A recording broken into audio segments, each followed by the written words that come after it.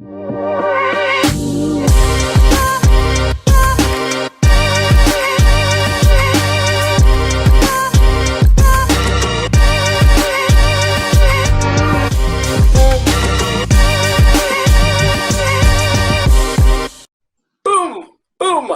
it going? Welcome back. And if it is your first time, hey, how's it going? Boom.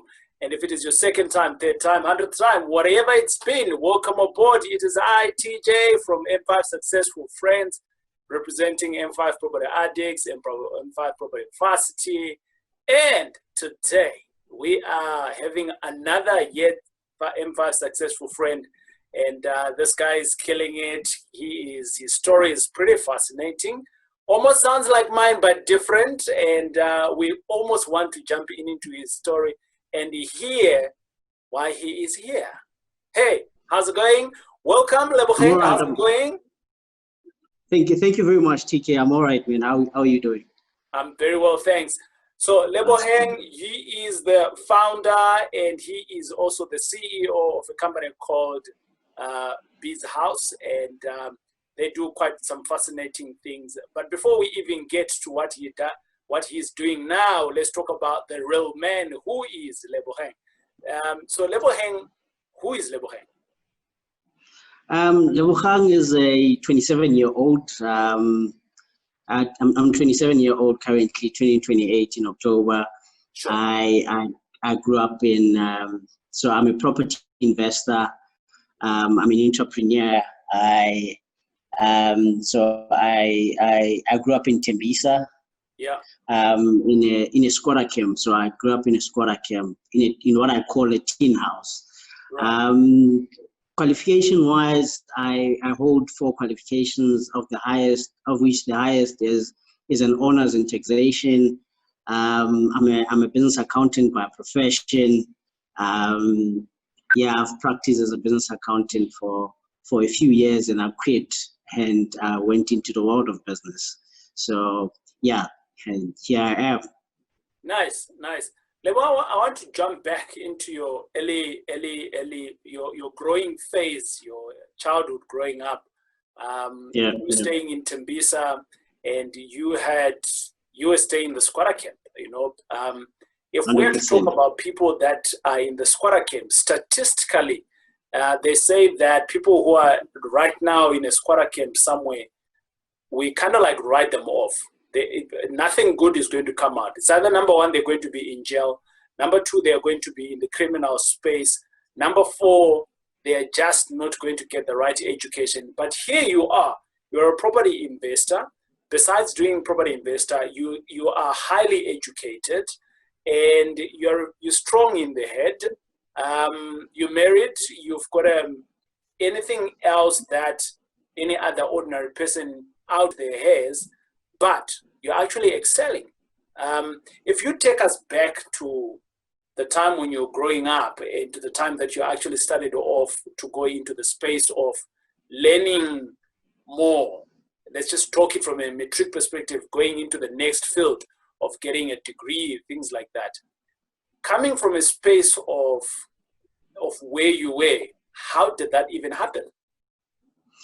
Well, I've always been curious, right? About when you're growing up in a squatter camp, you always ask yourself in school. So when you get to school, there's different people coming from different learners that are coming from different backgrounds. Right. So when you're there, you always ask yourself, why is it only me, for instance, in my class that comes from a squatter camp? What is different from me and this kid?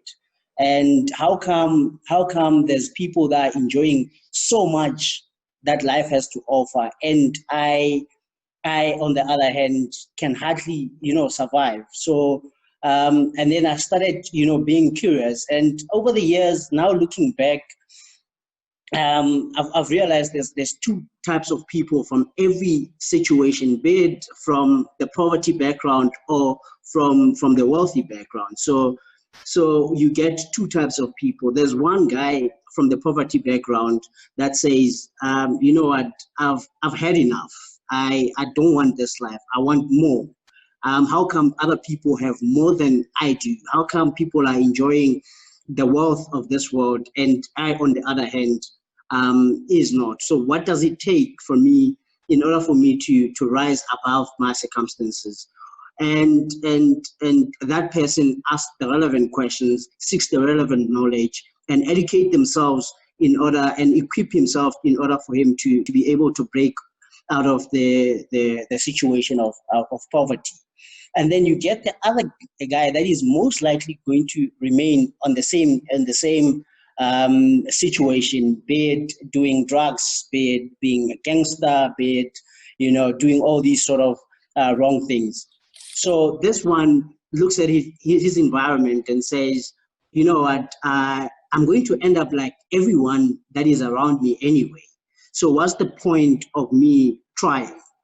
As much as, parents will preach education, parents will preach a better life, but they look at the circumstances that are surrounding them and then they take that as their reality and they're like, no, I'm going to end up like everyone else around me anyway. So what's the use or the purpose of me trying even to break out of this? I'm going to end up like them anyway. So I might as well, give up and join them.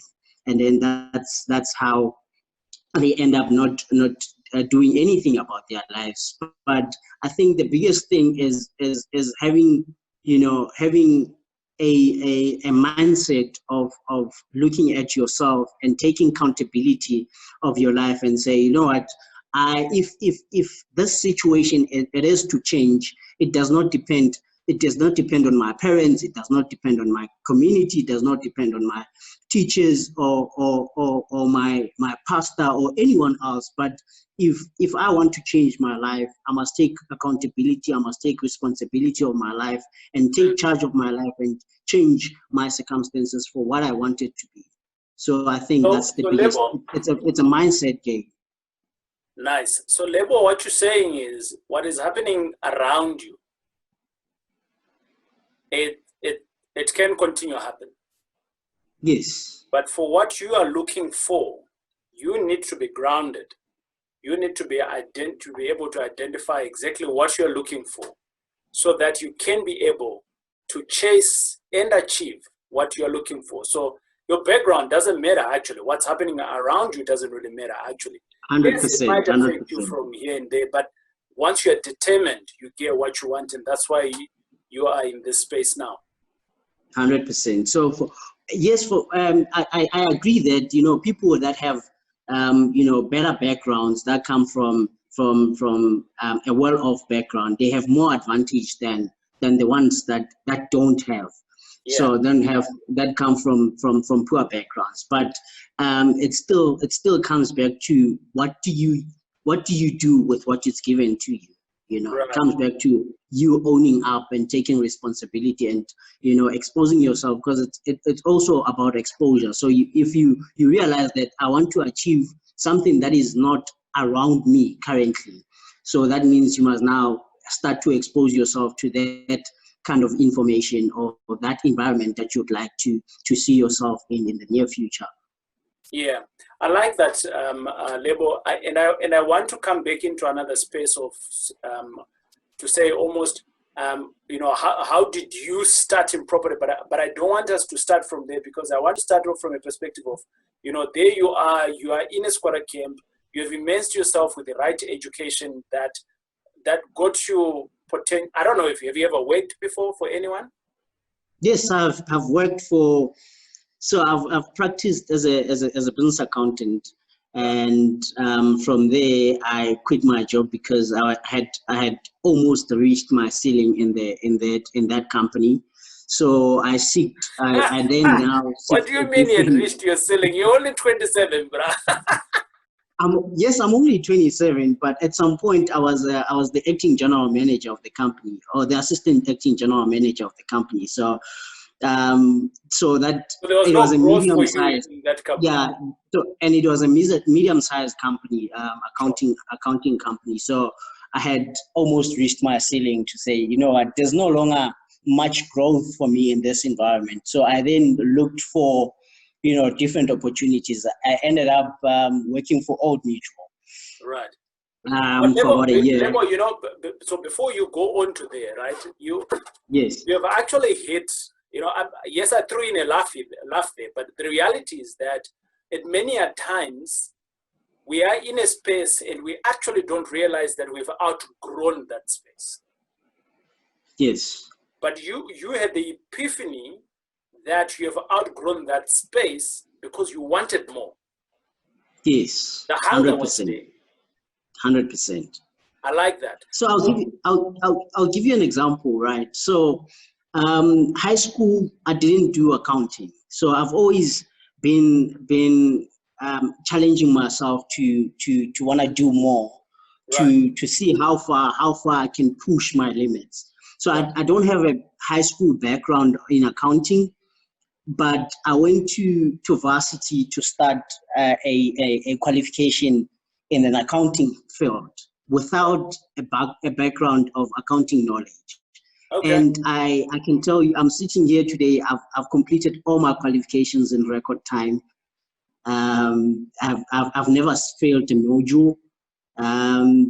To this day, I haven't, but I've always challenged myself to push myself beyond, boundaries to see how far I can push my limits and see how what I can achieve.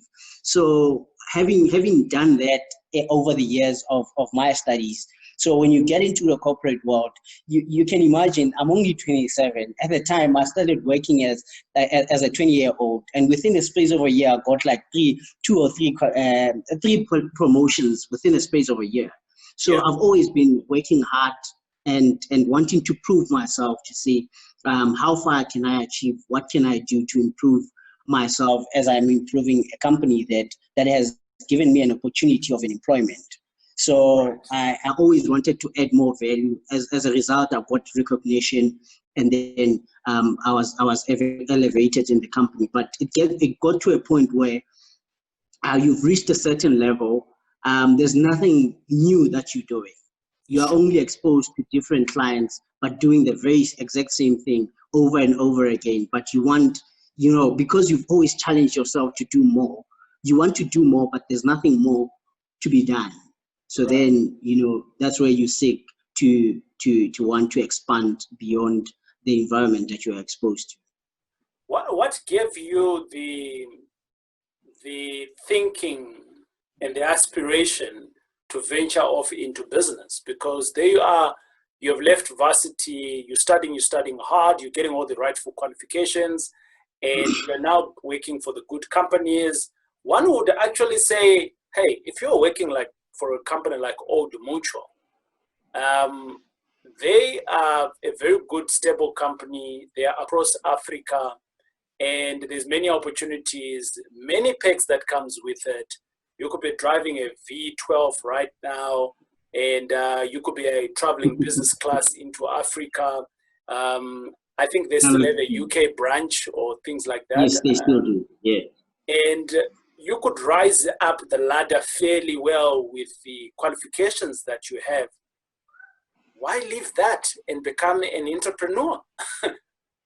So my journey of entrepreneurship, it starts from as early as a primary school level. So I've always, growing up, because I grew up in poverty. So circumstances somehow forced me into the world of entrepreneurship, because I could, because I was raised by a single parent, my mother, and she was struggling to make ends meet. So what I then did is I started, selling by selling sweets, to raise money, so that I can help her where I can. I ventured into sweets. I sold sweets, and then after a while, that business died off. I started, taking people's pictures, going to town to watch them, give it to them with those old cameras that has a feeling. I remember them, yeah. Yes. So I've always tried out a whole lot of things, because I wanted to be like other kids. Sure. So in order for me to be like other kids and afford other things, I had to look for legal ways to raise funds so that I can be able to buy or sponsor whatever that I desire to have. So it's always been that thing that I'll try out a whole lot of things. I've sold sweets. I've been a cameraman. I've been a mashonisa at some point. I've sold coal at some point. So we've sold ice blocks at home at some point. So it's always been, different ventures throughout my childhood. And my first formal business, it was a printing, a printing and packaging company that we registered in 2009. I was still in high school at the time. So it's always been those things. And even throughout my professional life, I always had like a side hustle of some sort. I used to sell cars. So when I started my professional career, I was buying and selling cars, secondhand cars. So I remember my first car was a Golf One. I bought it for 8,000. I sold it for 19,000 within a space of a month. So, so that thing has always been there of entrepreneurship. So I've always been an entrepreneur and doing, some side hustle of some sort. And, as you grow, you want more opportunities. You are exposed to different things. You want to venture into, bigger things, and you try out different things as well. But you want that ultimate thing to say, you know what, this is exactly what I want to do for the next, 20, 30, 50 years of my life. Nice. So with all these hustles, yes. I mean, I've got my fair side of stories of hustles. Some have lost great money in it. Yes, but 100%. But to come to a level of where you're now doing property, what was how did you get into property? Because you're in different things here that you're doing, and then property. Now we know you're doing these big things in property, but how did it come by? Because your background actually has got nothing to do with property. You're in the squatter camp, so you have no idea of how, like a proper house. It's not there in your peripheral. You know what I mean? But there you are now. You're building solid houses. You're a developer. That's what you are. Yes. So where did it come from? So during my varsity days, so remember I come from a squatter camp, right? And here I go to TUT to go study finance and accounting public, and then I stayed at RES. Right. So you stay at RES, you are now new into the formal structure of housing, right? So I grew up in the township. I get there, you get introduced to the likes of showers and the bath, proper structure, kitchen where you can make your meals, So there's a proper structure of accommodation as opposed to where you come from. And then post university, now you get an internship, of which it doesn't pay much. It pays you less than 10 grand a month. What are your options? It's either you go back, stay at home, or you go rent a back room, of which a back room is still the same setup as at home, because you cook here, you sleep here, and you bath here, and you bath in a vasco, of which for me it was for our audience that don't know what it is. So a vascom, it's more like a dish. It is a dish. It is a dish, but for bathing, you use that to bath. Yeah. So it's the setup that I grew up in. I used to all my childhood life, I was bathing in that dish. So and if you go rent a bedroom, you're still going to be faced with the same setup, of which you're sharing a toilet outside with every other tenant, and then everything happens within a space of about 20 square meters. So then I thought, why the other option is to go rent maybe in mid-rent, but now you're earning less than 10 grand. You can't afford the lifestyle that comes with mid-rent. And then I thought to myself, okay, then there's a gap between, because there's no something in between that can accommodate me. Right. So here's an opportunity. Being an entrepreneurship, I spotted the opportunity to say, look, here's a gap in the market where people are looking for this type of accommodation. Surely I'm not the only one. There's a lot of us that are entering the job market that are faced with the same situation. And, it's either you go to rent and mid-rent where you can hardly breathe financially, hence the stigma of mid-rent people don't have furniture. I mean, if you're earning yeah, I've heard that one too. Yeah. So, if you're earning 10 grand and you go rent for 6,000 rent, where do you expect to get the money for furniture for? So you don't have the money for furniture. So you end up, living a lifestyle that you can't afford. 100%. And so I saw that gap in the market, but I was still in the early professional life. So I then, as I was practicing as an accountant, so I had a lot of clients that are in the property space, be it those that are flipping houses, be it those that are buying and renting out, and I also had about 3 of the developers that I had them as my clients, and obviously you can see the profit margins because you are their accountant. You know exactly every cent that they make and their loss that they're making within the space of property, whether which model are they using, whether they're buying and selling, flipping houses, or they developing. Right. So I saw where they're making their money, and I saw that property development is the highest profitable property model that you can ever participate in. But the other thing is that it's very capital intensive to get into the space. Right. And then as I practiced throughout the years, obviously I had other professions like your doctors, accountants, lawyers that they were in my books. So I had, relationship with such people that they were looking for opportunities in the property space, but then they have the funds, but because they are professionals and they are tied up to their work, now they don't have the time or the expertise to go into the property development market. So right. That's another gap, bring people into, bring a solution to these people. Yeah. Hence I developed. At that time, Lebo, you're not a developer, you're not a builder, you're an accountant. 100%. So 100%. For these people on one side, but again, you still have a disability, if we call it that, an impairment. Yes. In the fact that you don't know how to develop. Now, how did you connect the two together now?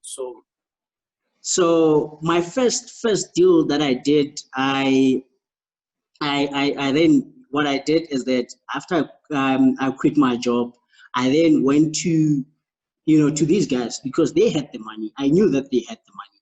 Sure. And I developed a property financial model for which I've jotted down all the numbers. And then, I approached these guys to say, look, guys, this is a model that I've developed. This is what it can do. So let's put our money together into this fund and then use that to buy land and develop. Because I know for a fact that the development is the highest profitable model in the property space. So I then said, clients, yes, because of my other clients. Right. Yes. So then I approached one of my clients to say, look, this is what I have. Can you help me? Mentor me in the space. Show me the ropes. Even if you come as a developer in this particular project, but let me leverage on the knowledge that you have. I then went, as I was looking for more investors, I got the guy that had the land. Within my pool. Then he had the land, we had the money, this guy has the experience. So I brought all these people all together for the first development that we did. So you were the choir master here. Yes. So I came up with the whole structure. You know, we signed agreement, the joint venture agreements, and as to the profit split and stuff like that. So I brought everyone in with their expertise into the property, and then that's where we did the first development. And while I was still busy with the first development, that's when I met my current mentor. Yeah. So because I was Lebo, let's wrap up that one there. What is it? This piece of land. So you bought now here. You didn't buy the land. It was actually kind of like donated with someone else. Yeah. That's what they put in as their contributions. So you look 100%. For people that have resources and they have money, and you connected in. Did you put in any money here? Yes, I did. I did put in the money that I was making. I had made from. So I made a whole lot of money from the sales of buying and selling of cars. Sure. And obviously when I resigned, I got a nice package as well. So I did. A lot of people that I know who do exactly what you have done. Yeah. So they generally don't put money. Yeah, but I did put some. You know, I had to show my investors that I have skin in the game. You sure. know, which is great. And because I didn't know much about putting together structures where I don't have to put money in at the time. So as you learn as you grow. So I had to put in some money, and there was a straight equity into it as well. And then we put together this. It's a complex of about 18 units of 2 bedrooms. Wow, well done. Yeah, so of which we later on sold the units for 695 each, of which we made a turnover from the sales proceeds of about 12.6 million. Right. And what did you do with that money? Did you roll it over into the next project, or kind of like all of your investors parted ways? So most of the investors in that pool, and because it was the initial pool, so they went to go pursue their other things that they wanted to do, and some of them, they came back into my other developments that I'm currently doing, and with my share, I then used all of it, including I topped it up with some of the money that I had to buy pieces of land that we currently are going to be developing in the next coming weeks. So I got my share in January this year. So I used all those millions to buy about 6 pieces of land so that we can do other developments. Right. Lebo, you in it now, you kind of like 100% in Busy House. Yes. And you are now a fully fledged property developer who wears a fascinating hat, which is the accounting part. And you are very strong in your taxation, you know it, and I don't know whether you're still practicing. But, no, I'm not. But having an accounting person on any project, it is so much key. So I always say that there's 2 professions that you want to have on your team. It is the lawyer from a legal perspective, right? 100%. So someone who can cook the structures on how it's done so that it's legal for everyone, then you got it right. 100%. Then Yes. on the other part, you've got an accounting who can also cook the books to make sure that everything else is also legal and everyone else is walking away. SARS is also, they have their share in it, and you're calculating all of this from the start, and you have cushion in that. Then the next person the builder just needs to do his job. Because laying 100%. Just laying bricks, isn't it? It's not complex. Yes. You know what I mean? Yeah. Yes, but it's not that easy though. But yes, 100%. Sure. No, I'm not downplaying anyone here, but because I might just get some snotty emails as well. Yeah. So I want to go back on to the next, to my next point, Lebo, where now you are fully fledged in development. And for me, I've always seen that all of my development projects that we've got, they take a bit of time to mature. So number one, the project that you need, the land that you're buying. So that's what you're good at. You identify pieces of land, you put people together, and then you develop, right? 100%, yes. This can be like a 2-3 year project if the compliance is not correct. 100%, yes. If the compliance is there, let's just say the pieces of land that you're bought now, right, and it's zoned correctly, how long does it take you to actually go to market? So the smallest project, we do it maximum 6 months. The big project, maximum 12 months. Okay. Is it outside the compliance though? So we're talking about once compliance is done, because the compliance is the one that takes you a lot of time, isn't it? Yes, 100%. So we've now mastered the game. So we know if the zoning is not correct, for instance, it takes us maximum 6 months to do a rezoning. So we know exactly what to do, how to do it. My mentor has been in the game for about 16 years. He has almost 500 properties in South Africa alone. So he knows exactly what he's doing. And these is about 492 properties that he has currently, and all of them are developments. So he developed them from scratch. So he knows exactly what to do, how to do it, and all the ways the channels that he needs to follow in order for him to be compliant, and also time value for money as well, taking into consideration as well. Lebo, you speak of the mentor here. I am always raving about getting a coach, getting a mentor. That this is how you create a shortcut to your success. 100%. And I've had a coach from the beginning. I still have a coach now. I've got a business mentor. I've got different types of coaches and mentors in areas of my life. How important has this particular mentor been for you? You've made a couple of millions, so the value of, we can say, hey, you got the couple of millions. But I don't want it to be almost like for us to center it on the money part.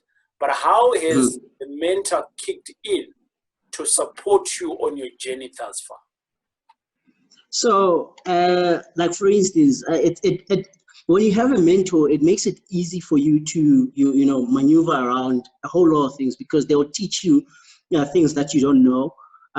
They'll help you avoid mistakes that you could have made without you even knowing that there were going to be mistakes. Right. Even when you haven't even asked the questions. So having the right mentorship as well, it also makes it easy to grow your portfolio, because they can show you a quick way of accelerating yourself into your growth. They will so the value that they bring into your life, it's priceless, man. You can't even measure it in rands and cents. So for instance, 2 of my big projects that I've done, I did it with my mentor. I didn't even have to go raise capital elsewhere, because they know you, they have a relationship with you, they know your model. They were part and parcel of every process that you've embarked on. So they have confidence in you, so they can put their money onto you as well, to say, you know what, here's like for instance, one of the biggest projects that I did is Lombardy West, 98 units that we've done of bachelor apartments. He put 8.6 million into that project, and I didn't even have to ask for it. So he asked me, what are the projects that you currently have? And I showed him a piece of land, and he was immediately interested into it. I didn't have to pitch for that investment, but he invested into one of those projects. So that's the value that a mentorship can bring. And he also unlocks a lot of network that he has, so he can open a pool of people that he's associated with to help you grow as well. I've seen a couple of young guys who come up and then they say, I'm self-made, There's nothing like that, my brother. and I look at it from a distance, I'm like, really? But besides also the self-made, I also look at other people that are, and I'm going to call it naive, who say, I'm a man, I'll do it on my own. I've met people like that. What is you are telling me here, Lebo, you can literally be hanging out with your mentor and business ideas kick in. The money where it's supposed to be kick in. Who's supposed to be helping you on that pool kicks in. It's like almost having a father, right? If we were to put it in a relationship here, it's like having a father that's just holding your hand and say, let's go to the park and play. 100%.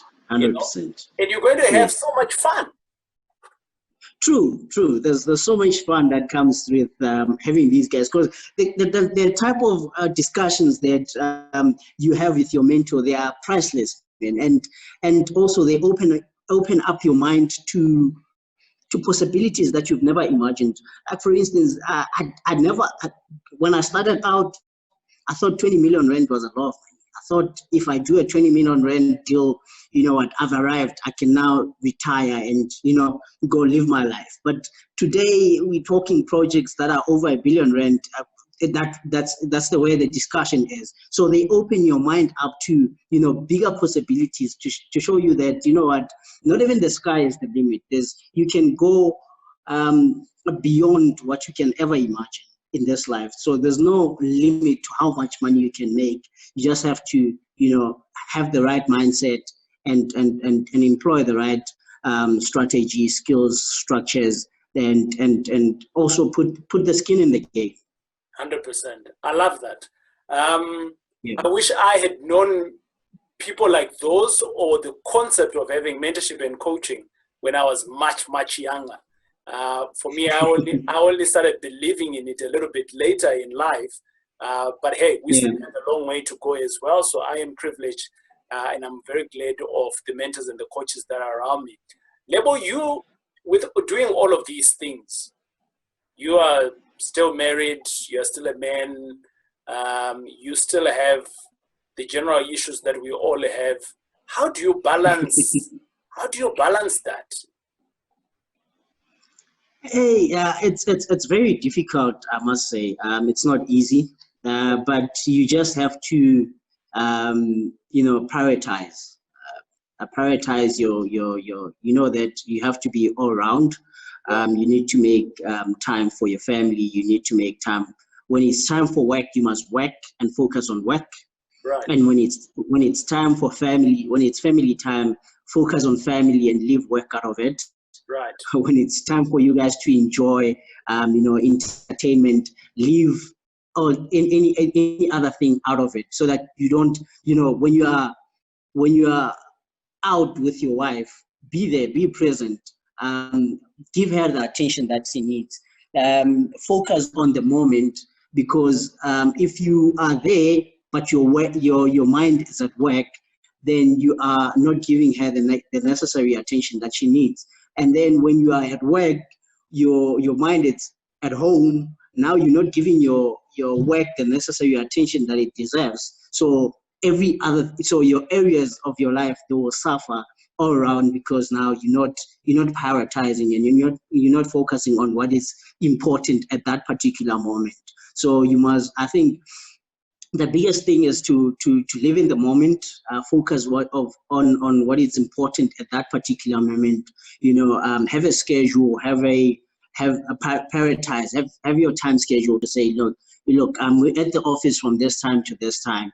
I'm with my family between this time and this time. I am, we are out entertaining ourselves from this time and this time. So you dedicate a certain time and certain days to doing certain things, and focusing. The biggest thing is focusing on what you've said to do in that particular moment, so that that moment it does not being taken away. The experience that comes with that moment is not taken away by the worries of the other dedicated at times. Like, for instance, if you're at work, be at work. If you're at home, be at home. Yeah.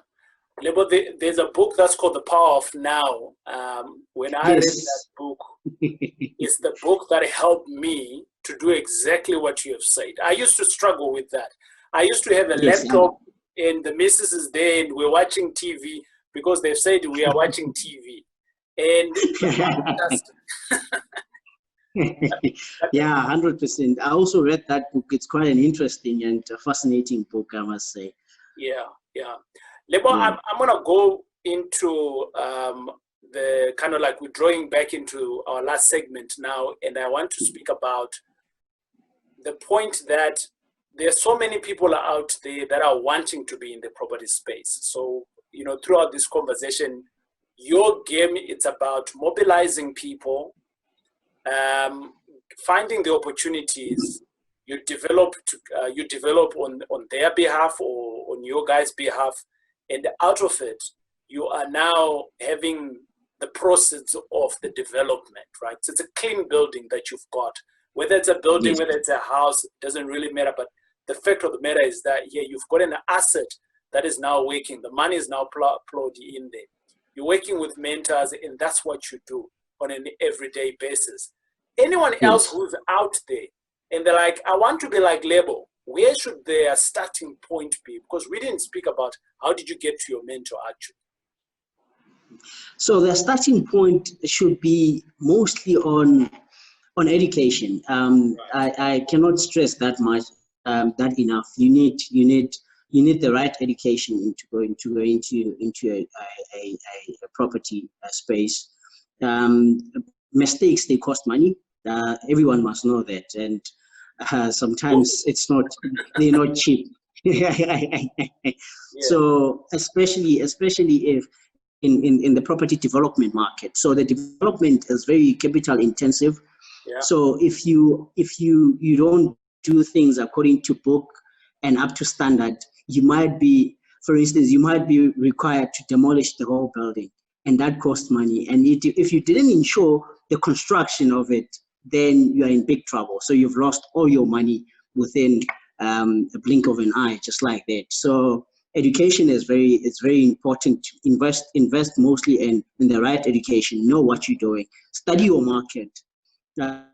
People must study their market, study their model, and ensure that their model is profitable. You are in business to make money, but not you can't stay 5-10 years in the property space. Even a year, it's a lot. You must make money before you even go into that deal. When you put your money into a deal, you must know how much money you're going to make from the onset. Nice. Not you're going to see after you've already spent the money. Only then you discover that you're not going to make money from that piece of property. So you must look for good deals and study those deals before putting any cent into it, so that you know that you're making money in that deal on the onset before you are buying a what I call a bad deal. Nice. Lebo, is there any favorite business book that you have read that you think can empower the audience? I've read business books that I've read. I think for anyone that is starting out, The Richest Man in Babylon is the good book for financial education.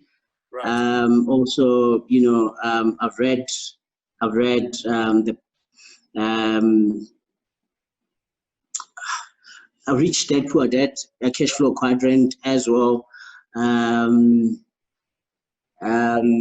to be a millionaire in the property space. Right. So there's quite a number of books that one can start reading and educate themselves in the property space. Of course, it does not apply to all models, but the principles remains the same. 100%. Lebo, what does success look like for you? I mean, you're young, you are making good deals, you're making good money, you're getting your head is now balanced. For a person of your age group, you are miles ahead, right? And well done again on that. But also, I want to speak to the point that